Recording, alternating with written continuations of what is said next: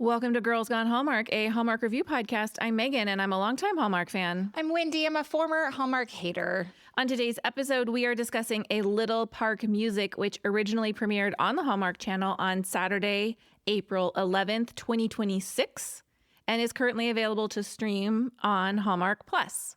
Hey, we are Girls Gone Hallmark on every social media platform: Facebook, Instagram, Threads, Blue Sky, TikTok. Follow us around the internet in your preferred social media platform, please. But also, if you're looking for our schedule, the best place to do that is on Instagram. That's right. That is right.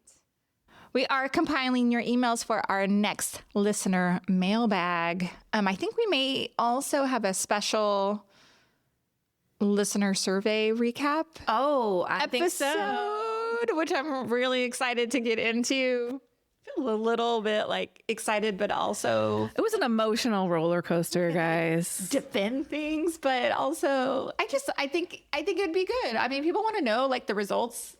Don't you think so? Yeah, what changes we're going to make, what changes we're not going to make. That's right. I think you might hear a few little changes in this episode. I think so too. But what's not changing is we're going to kick off this discussion of A Little Park Music with a synopsis. When a piano appears in the park gazebo interfering with important work, city manager Allie joins forces with rookie cop Ryan to remove it, only to find both music and love are hard to resist. A Little Park Music was directed by Peter Benson, who has a couple standout Christmas movies in 2025, including Christmas Above the Clouds and The More the Merrier. He's become a pretty familiar name in the Hallmark rotation. Writing credit is shared by Rick Garman and Heather Taylor. Garman's a familiar Hallmark name behind the Cherry Lane Christmas movies and The Groomsmen, while this appears to be Taylor's first for the network. Lacey J. Maley plays Allie. You probably know her as Jess from Chesapeake Shores, where she stuck around for all 6 seasons. Bo Mirkoff plays Ryan, and surprisingly, outside of the series Ride, R.I.P., this is only his 3rd Hallmark movie. Feels like it should be more, right? I agree. Frances Flanagan plays shop owner Julia, and let's be honest, she's a very familiar face if you watch a lot of Hallmark. If you're looking for the full cast list, we've got you covered. Check out our show notes at girlsgonehallmark.com. Hey, Wendy, what was your first impression of A Little Park Music? I have 2. I don't know which one to go with. How about I vote? How are you going to vote? Well, we'll decide which one goes into, I don't know, just hit us both. Let me hear them both. Okay, my first one is, I spent 90 minutes yelling at the TV, just move the fountain. Yeah. And my second first impression is, wait, did I miss a Peter Benson cameo? Oh, agree. I couldn't find him, and I watched this movie twice. We're going to talk about it. Okay. My first impression is, I think Officer Pruitt should join our #NoFun club. You wanted to hate him, and you've understood his need to follow the rules. The Enneagram 9-wing 1 in me. That's you. Yeah, 100%. Yeah. I had a real problem with his jaywalking ticket. I'm going to talk about it. Especially in a small town. Can I start? I feel like I need to say something. Oh God. Okay. I watched this movie twice, and a lot of times we talk about watching a movie twice because we weren't really paying attention or we fell asleep, whatever. No, I watched it twice, fully focused both times, and I really struggled with this movie. I need to set the tone for this review. I had a hard time connecting with it. The first time I watched it, I sat in silence after watching it thinking, I don't know what to say about this movie. Really? And on second watch, my overall feelings honestly didn't change that much, although I did find some scenes and elements that I found enjoyable. My overall impression is that I thought this movie had some good parts that didn't fully come together for me. The feedback that we got on social media, looking at our Instagram comments, was 2 ends of the spectrum. It was, I loved this movie, this was amazing, and I absolutely did not connect with this movie. Right. So I'm super curious because I texted you before you had seen it and I was like, it's not working for me. I don't know what to do. So I'm curious to hear your takes with your likes. Looking at my list of likes and wishes, the wishes is a little heavier and I have more thoughts about it. I agree with you. Going into this movie, if you remember when we did our April 1st impressions, we kind of like clowned on it a little bit. We're like, what's this magical like piano? Like this was so out of the box, right? But as I watched this movie, I was like, oh, this is so in the box, Hallmark. And I feel like we are reaching for a storyline here for a problem that is easily solvable. Yes, I agree. Yeah, I don't want to get too far into my wishes. I agree. Let's talk what we did like about the movie. I really enjoyed Lacey J. Maley and Bo Mirkoff together. I'm a big fan of Lacey. I like the movies that she does. Me too. I don't think she's on the network enough. When I was looking back at her resume, I was like, oh, she's only done like maybe 3 or 4 movies like since Chesapeake Shores ended. Yeah. But I do like her movies. I really like that movie she did last year with... Oh, the sister movie with Ashley Williams. Yes. It was a Christmas movie last year where they traveled. I like that movie a lot. I like her. So I was excited. But also, if you recall, I was like, oh, Bo Mirkoff? Like, he doesn't leave a remarkable impression on me. But I did enjoy him in this. Yeah, I enjoyed them together. And let me tell you what I enjoyed. I thought they had a natural chemistry. It was not fireworks, but I thought it was very watchable. And I also thought that the dialogue that they had together that was written for this couple felt very modern. Like it was what people their age would say to each other. Oh, yeah. And I was convinced that this couple, like it was believable that they would continue to date. Like, yeah, after the movie ended, you know, like in some weird fantasy world. Yeah, no, I agree with you. And I like the two of them too. I really like Lacey J. Maley. My notes say that I would like to see her back in a series. Me, yes. But then I said, maybe I just need to watch Chesapeake Shores. I just think I think her characters really come through. Like she develops them for me on screen in a way that would be really watchable in a series, to see that character play out over a long period of time.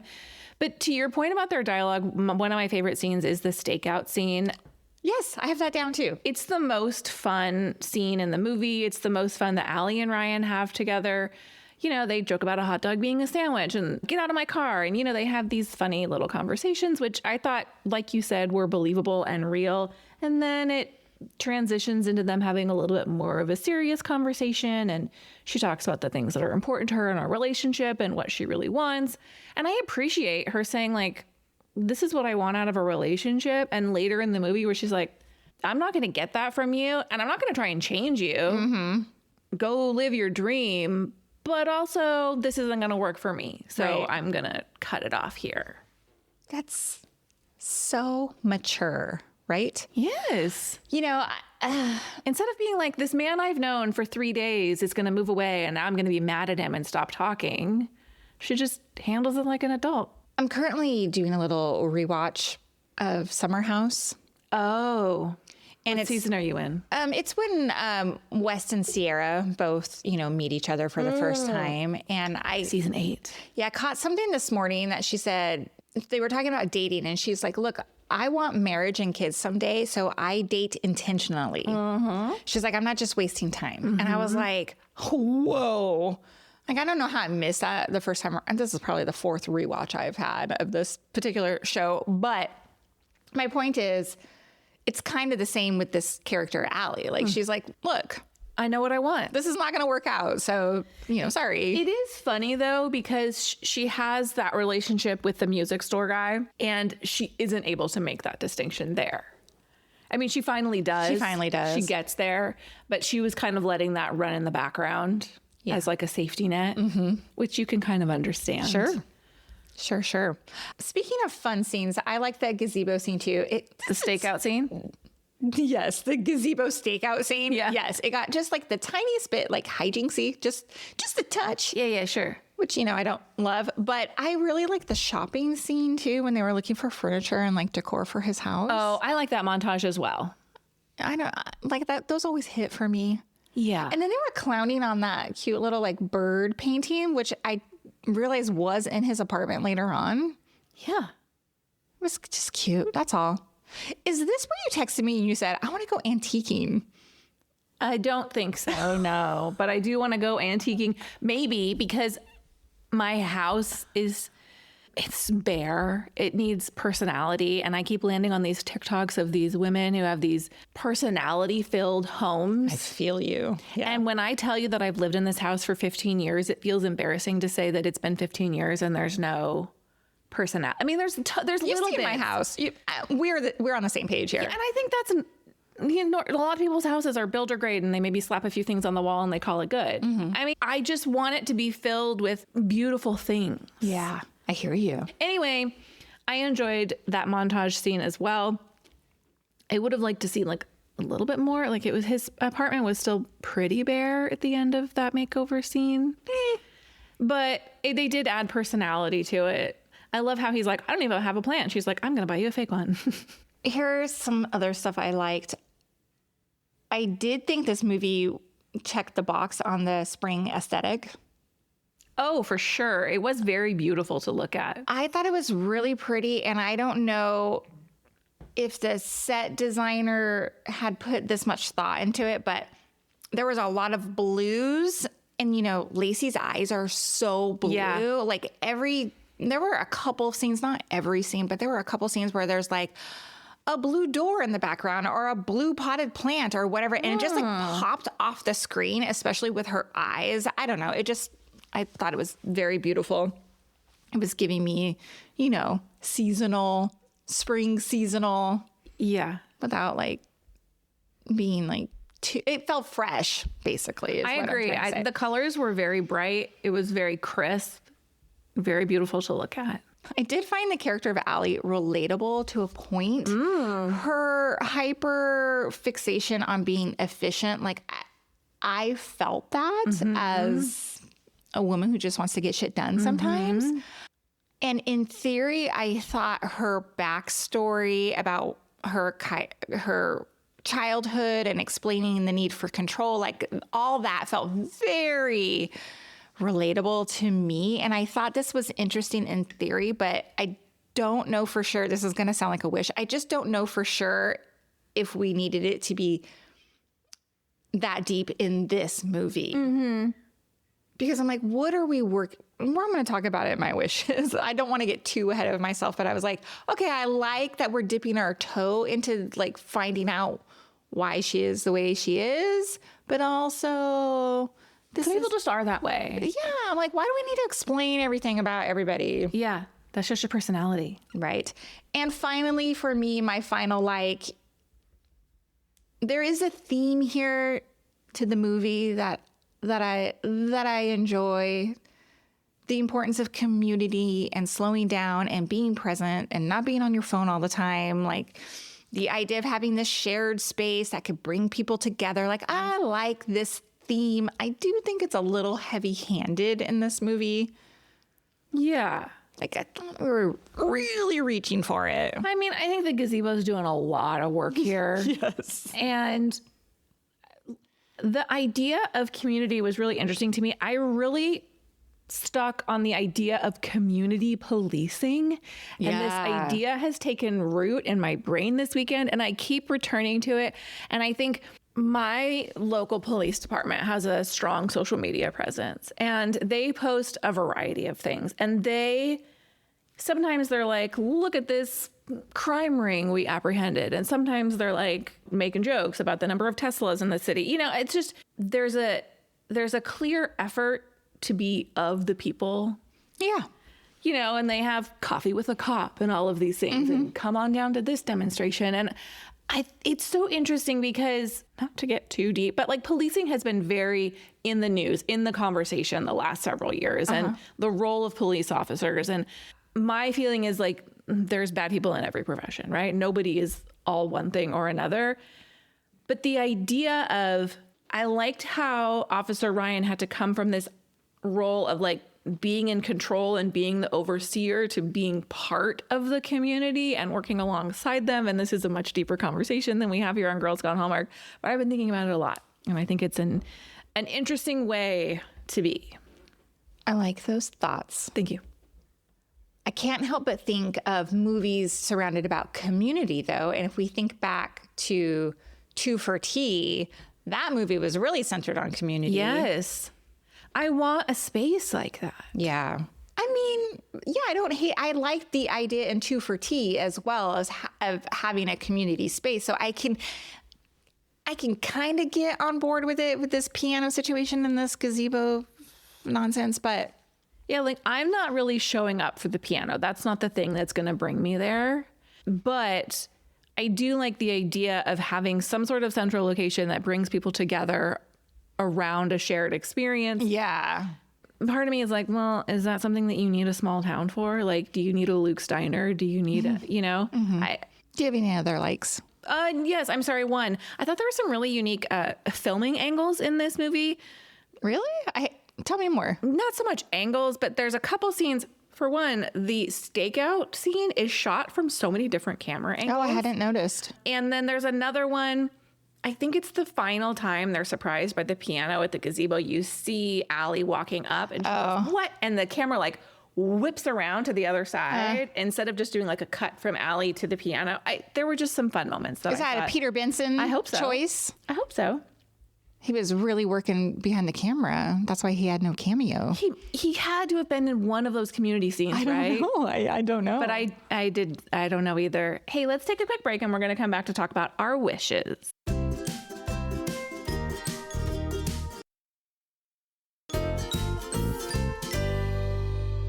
Well, it's time to talk about our wishes. And my list is unfortunately a little bit on the longer side. Okay, why don't you start? This isn't a wish. This is on me. This wasn't a magical piano. This was a mysterious piano. In fact, halfway through the movie, I paused, I got at the synopsis and I thought, oh, it says mysterious. We read that as like the piano's out there like did it like just playing, like a couple walks up and it plays like a romantic song and kids walk up and it plays like some sort of mischievous music. That's not how it was at all. So it was different than what I anticipated. That's on me. But we were like, it's going to be magical realism with this piano. That's right. We that did just say that. poofs into the gazebo instead of, antique shop lady's grandson wheeling it in the dead of night. Also, how is he getting it there? Because we own a piano and have to hire people to move it. Oh, you don't find it believable that he was pushing this down the blacktop street? And like building a ramp to get it into the gazebo?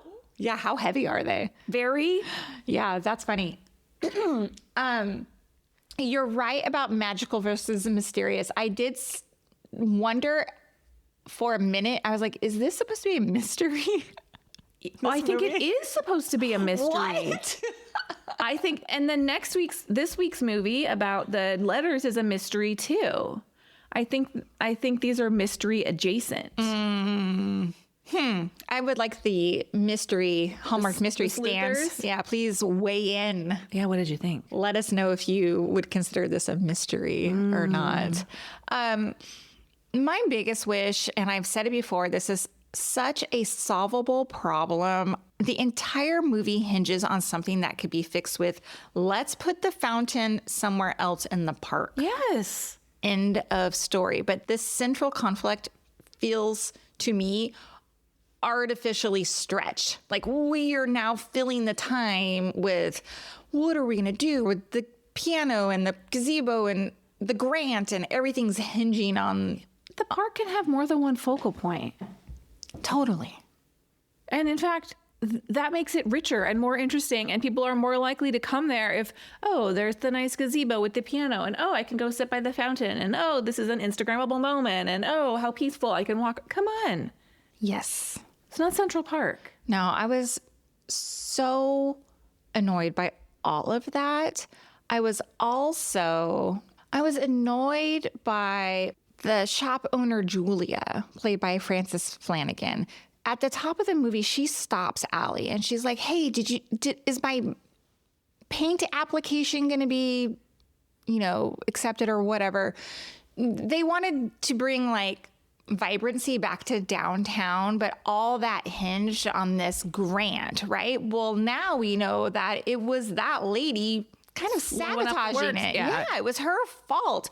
I'm like, why couldn't Allie just be like, look, we're trying to get you like all the approvals and like we want to revitalize downtown too, but it hinges on this grant and therefore XYZ. So stop doing your freaking nonsense and bringing this piano in here. Also, that scene was very much giving when Jackson becomes the town selectman in Gilmore Girls, and like he can't go anywhere without people bothering him. I was like, these small town, this woman was like, people need to get off their phones and start smelling the roses. And I was like, well, you need to take your own advice and allow Allie to have a little work-life balance. Like, when she's walking down the street, she's like, oh, we just say good morning and talk about the weather. Well, that's partially on you. Like, why does Allie want to engage with you if she knows that engaging with you means you're going to berate her and badger her for an answer to... No, talk about that when she's at work. When she's in front of your store, just let her be Allie, Right. not Allie, a public servant. Yeah. Agree. Do you think that the reason that all of the songs that they played on the piano were old-timey, like When the Saints Go Marching In, was because the rights for other songs were too expensive? Probably. I hadn't clocked that while watching it, but yeah, probably. Did they sing Happy Birthday too? No, Happy Birthday's very expensive. No, I think it's free now. All recently? Yeah, I think so. Okay, because I remember in the past people were like, don't sing it, we're going to get dinged. Yeah, no, I think they can use it now. I think it's in the Public domain? That's the word. Because When the Saints Go Marching In is in the public domain, I looked. Oh, Who was the girl singing at the end? I don't know. I Shazammed that song. It didn't come up. I was like, I feel like we should. It was the daughter, right, of the mom who was singing, who had that moment. No? Anyway. I don't know.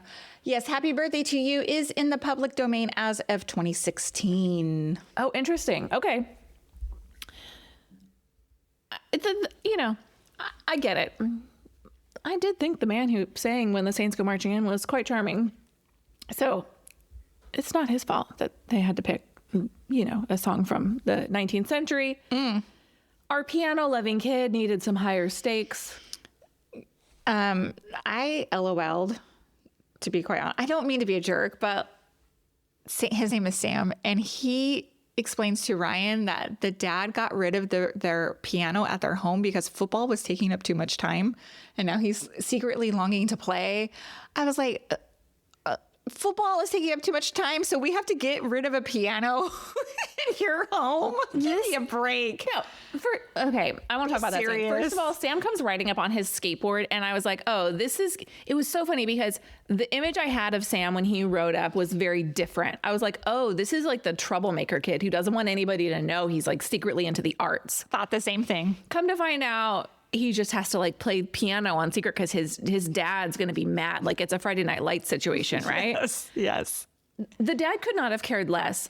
Also, I got so in my head because I was like, I don't like the idea of making kids, especially high school kids, focus on one thing. I don't think it's healthy. I don't you need to have more than one interest. Mm-hmm. I think that's a recipe for burnout. Yeah. To be like, this is your thing, focus on it. There was no reason for him to be worried about his dad's reaction other than the fact that his dad went completely, who gets rid of a piano in their house because your son's busy? Yeah, I don't. You can't sit down and be like, play a little ditty. I'm going to take away the piano because you need to focus on football. Ugh. That is so weird. Dumb. And he's like, I love you. I just want you to be happy. Okay. This is what I'm talking about. Artificially stretched. Yeah, of course. Ugh. What are your other wishes? I hated that Ryan was pushing Allie to change. Oh, in what way? Well, I think there's a fine line between helping someone grow and then, why are you like this? Now you need to be different. Like, I'm going to force you into a yoga class because you need to slow down. Yeah. Like, if she is a high strung, wants to be hyper efficient, let her be who she is. She's a full ass adult. Just let her be who she is.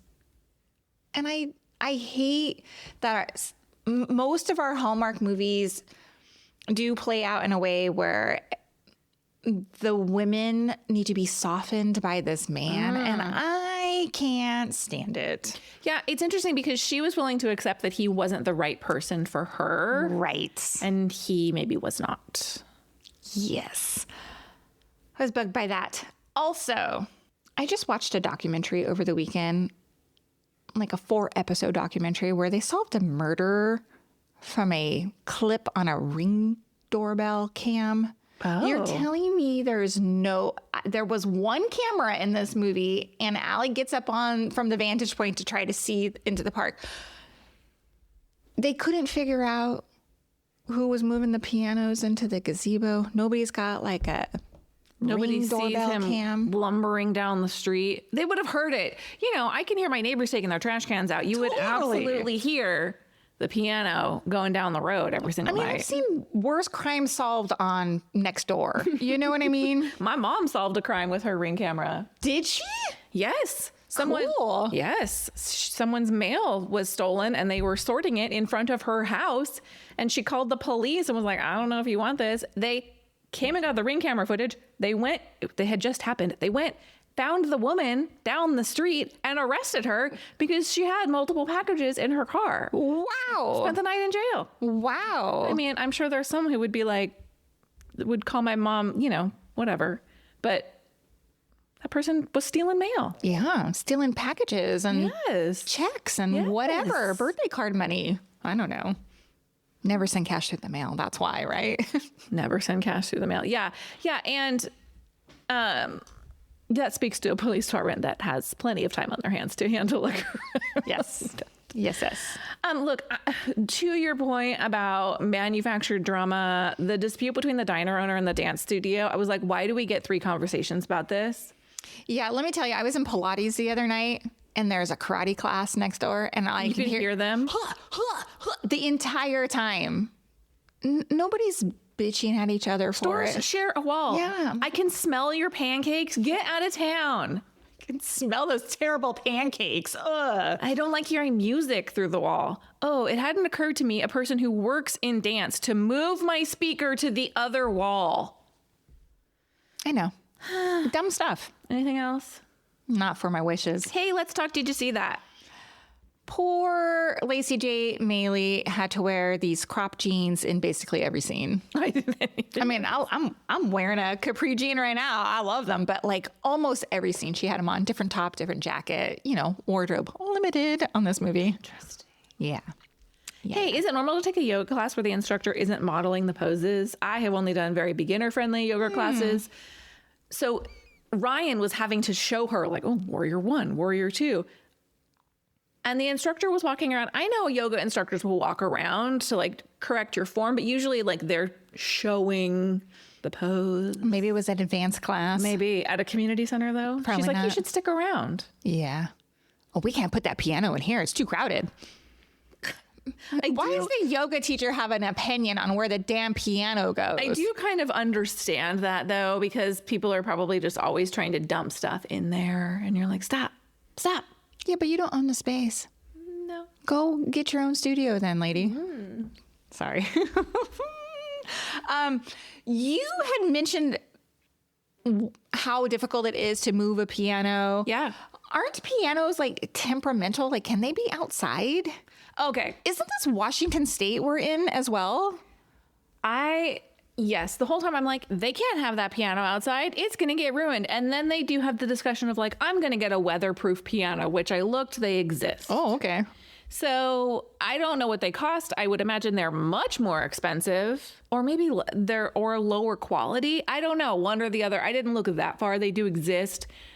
But yes, I was thinking before they had the weatherproof piano discussion, the mayor was like, oh, well, the weather's good now. And I was like, yeah, even when the weather's good, it's like dewy at night. Anyway, yes, that would be problematic. I just can't imagine why you would want an outdoor piano.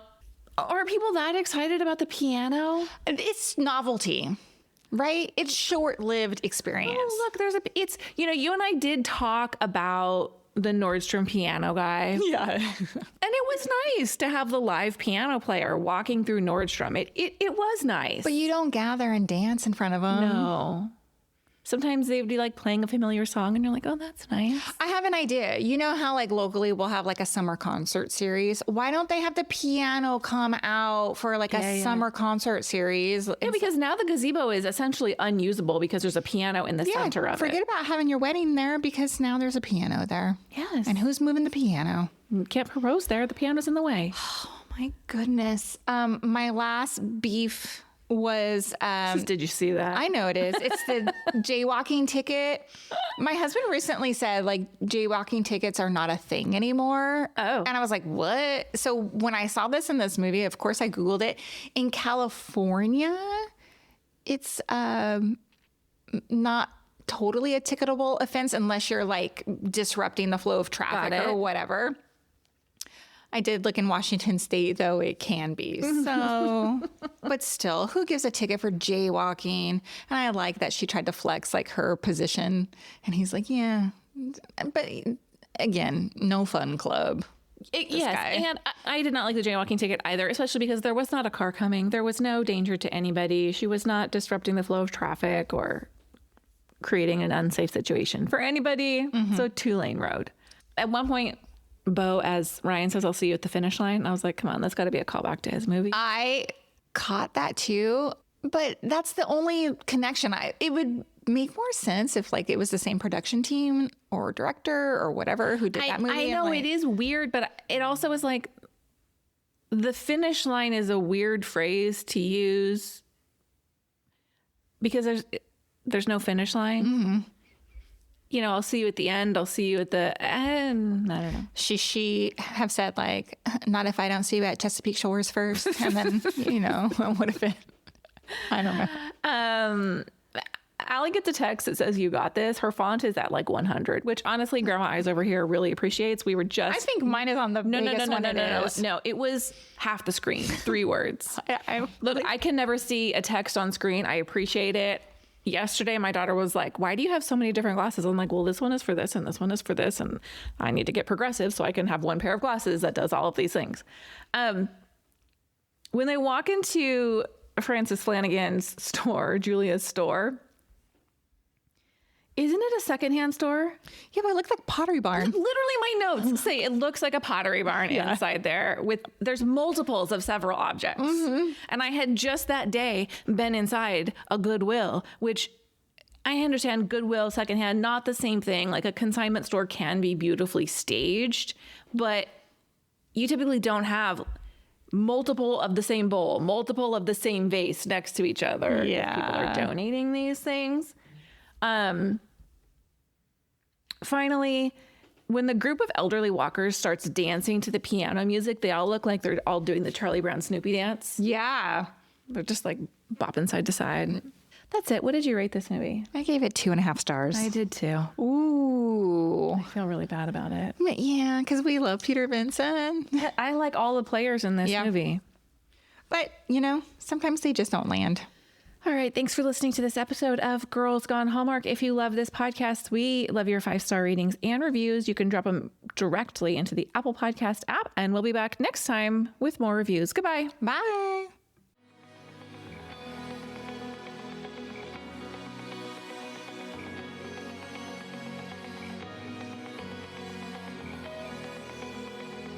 All right, friends, before we go, just a quick heads up. You're about to hear some ads. These little gems help us keep the show running and the Hallmark love flowing. So do with that info what you will. Grab a snack, hit the skip button, or maybe, just maybe, listen in and discover your new favorite product. Bye.